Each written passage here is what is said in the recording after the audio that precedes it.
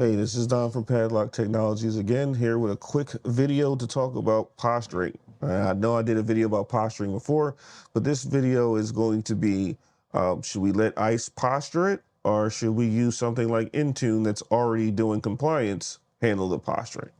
Now, there really is not a right or wrong answer to this. It's more a personal preference thing. So if you don't have Intune, obviously you need to let ICE do posturing and compliancy checks before it lets something on the network. So what does that consist of? A couple things here. There's the posture condition that you need to configure, which is what do you want to check on a device. There's the remediation action. Now you can have an automated remediation action, or you can have a message, or you can have a manual remediation. That falls into a requirement that says, okay, if this check doesn't pass, do the following, right? And then you have ultimately the posture policy, and then you have your authorization policies that are unknown, non-compliant, and compliant. And the big one there is non-compliant. It's not about if a machine is compliant, that's fine, that's easy. If a posture is unknown, that's easy. It just goes through the redirection.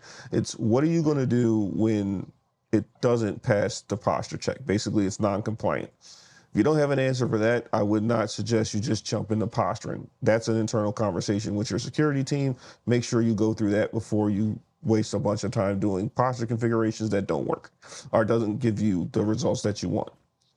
Now, it's a lot of stuff you got to configure in ICE to get this to work. You still need the secure client module, posture module, or the AnyConnect with the posture module on there. You need the posture CFG file or ICE posture CFG.xml file. It needs to be in the right location. If it's not in the right location, posturing will not work. You have many styles, different styles of posturing. You got redirection, and then you have redirection-less. Depending on your environment, you may go redirectionless, which means you're not going to redirect live traffic to go back to ICE, which is a whole different posture flow.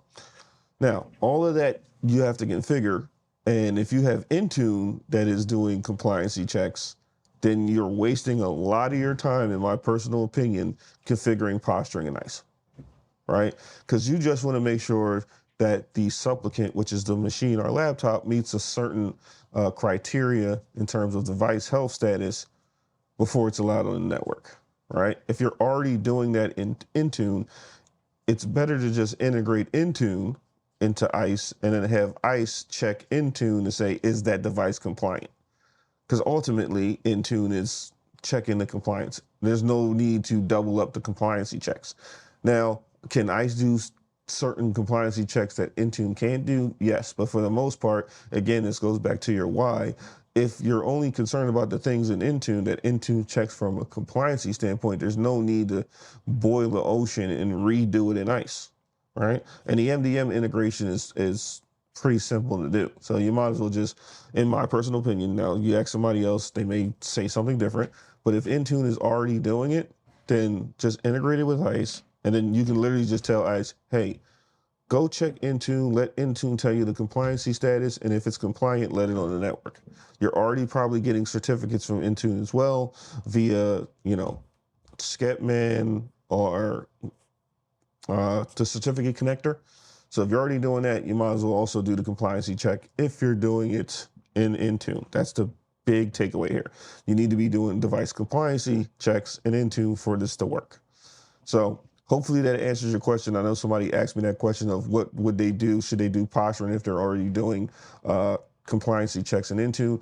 My answer to that is just integrate ICE with Intune and just use Intune to do compliancy checks.